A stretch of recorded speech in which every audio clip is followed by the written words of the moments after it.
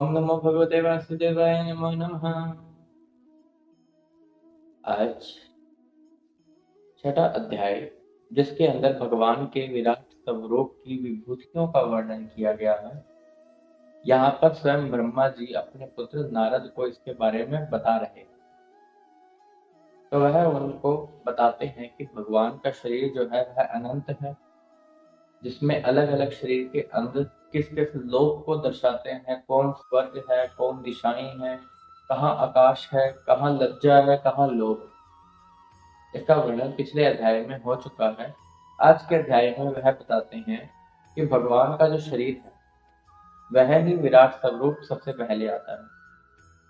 उनका जो लिंग है यानी पेनिस और उसका वोटर, उसका स्पर्म, मेघ, यह सभी प्रजापतियों के आधार हैं जो नारद के भाई हैं नौ। यह जो भी कुछ है इस संसार में या इस संसार के पास, वह सब विराट पुरुष वह नारायण, उन्हीं के द्वारा मेरी उत्पत्ति हुई है। उन्हीं के नाभि स्वरूप से मैं उत्पन्न हुआ हूँ।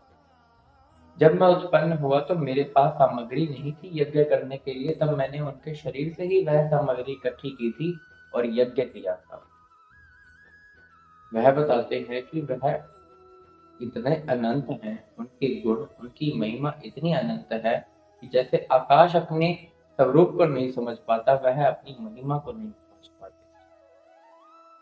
ब्रह्मा जी कहते हैं, मैं, मेरे पुत्र, तुम नारद और इत्यादि देवता, शंकर और भी देवता लोग, यह भी इनके स्वरूप को नहीं समझ सकते। तो यह मनुष्य तो क्या ही है जो उनके स्वरूप को समझे। शास्त्रों में दो मार्ग बतलाए गए हैं जिसके द्वारा हम भगवान की प्राप्ति कर सकते हैं, जिसमें पहला मार्ग है सकाम भाव और दूसरा है निष्काम भाव।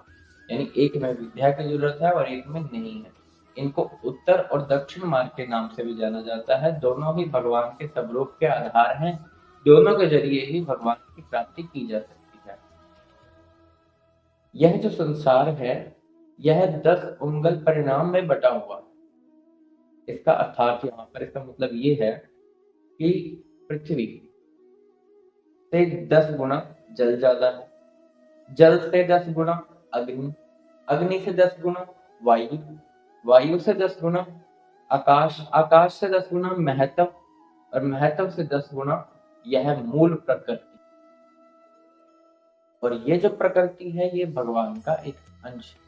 तो आप समझ सकते हैं कि वह जो स्वरूप है वह कितना विराट स्वरूप है। एक रूप, स्वरूप जो उनका एक्चुअल में है, जो पूरा का पूरा ब्रह्मांड है, और रूप जिसमें वह अपने स्वरूप को दिखाते हैं 4 भुजाओं के जरिए, जिनमें उनके मस्तक हैं, भुजाएं हैं और उसमें हथियार हैं, और भी मनुष्य अवतार जो उन्होंने धारण किए उसमें 2 हाथ 2 पैर, मनुष्य रूप ही है वह। तो वह विराट पुरुष वही है। बेटा नारद, मैंने वह तुम्हें बतला दिया जो जो तुमने मुझसे पूछा था। वह उन विराट स्वरूप का वर्णन। मेरी वाणी कभी भी असत्य क्यों नहीं है? मैं जो करता हूँ वह हमेशा ठीक होता है, ऐसा क्यों? कभी गलत ही क्यों नहीं होता? क्योंकि मेरे मन मंदिर में, मेरे चिंतन में हमेशा उन नारायण का ही निवास रहता है। और जब चिंतन में उनका निवास हो तो तुम जो करते हो वह तुम सही ही करते हो। तुम्हारी वाणी भी कभी असत्य नहीं हो सकती। अब वह नारद जी को कहते हैं कि अब मैं तुम्हें जो शास्त्रों के अंदर भगवान की लीलाएं बताई गई हैं उनके बारे में, जो प्रधान प्रधान लीलाएं हैं उनके बारे में बताऊंगा। तो उसे सावधान होकर रसपूर्वक सुनो।